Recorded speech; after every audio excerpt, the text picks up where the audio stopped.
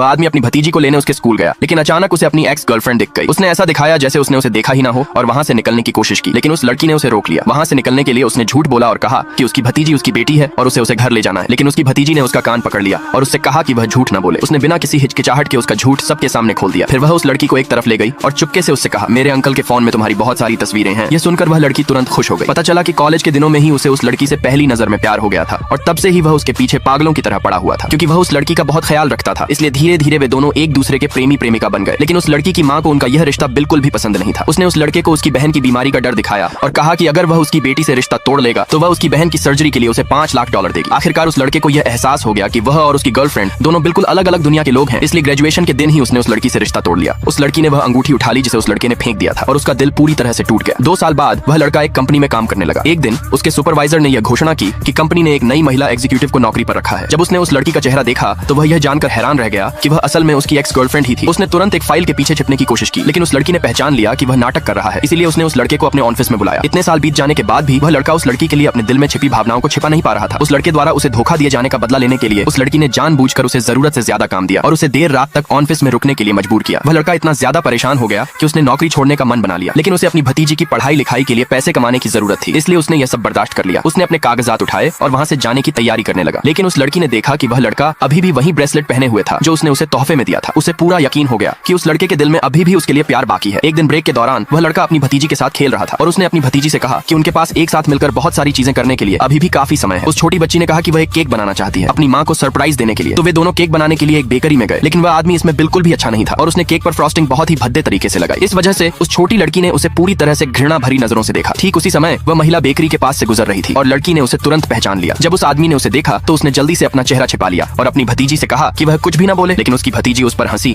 और कहा कि उसे वह महिला पसंद है, लेकिन उसमें उसके पीछे जाने की हिम्मत नहीं है। फिर वह बेकरी से बाहर भागी और उस महिला को गले लगा लिया। वह आदमी घबरा गया और जल्दी से उसे खींचकर अपनी तरफ वापस ले आया, लेकिन उस छोटी लड़की ने उसकी बात मानने से इनकार कर दिया और फिर से उस महिला को गले लगा लिया। उसने कहा कि उस आदमी को तो यह भी नहीं पता कि केक कैसे बनाते हैं और उसने उस महिला से मदद करने के लिए कहा। उस महिला ने लड़की का न्योता मान लिया और उसका हाथ पकड़कर बेकरी के अंदर चली गई। कुछ ही देर में उन दोनों ने मिलकर एक बहुत ही सुंदर केक बना लिया। उस छोटी लड़की ने खुशी खुशी वह केक उस आदमी को दिखाया और वह बेचारा बस उनकी तारीफ ही कर सका। फिर उसने केक पैक करवाने के लिए एक कर्मचारी को बुलाया। जब उस कर्मचारी ने देखा कि केक कितना सुंदर बना है तो उसने उस छोटी लड़की से पूछा कि उसने यह केक किसके साथ बनाया है। लड़की ने गर्व से जवाब दिया, मैंने यह केक अपने अंकल की गर्लफ्रेंड के साथ बनाया है। वह आदमी तुरंत घबरा गया और उस महिला से कहा कि वह बच्ची की बातों को गंभीरता से न ले। वह महिला शर्मा गई और जल्दी से वहां से जाने का कोई बहाना ढूंढ लिया। उस छोटी लड़की ने गर्व भरी नजरों से उस आदमी की तरफ देखा।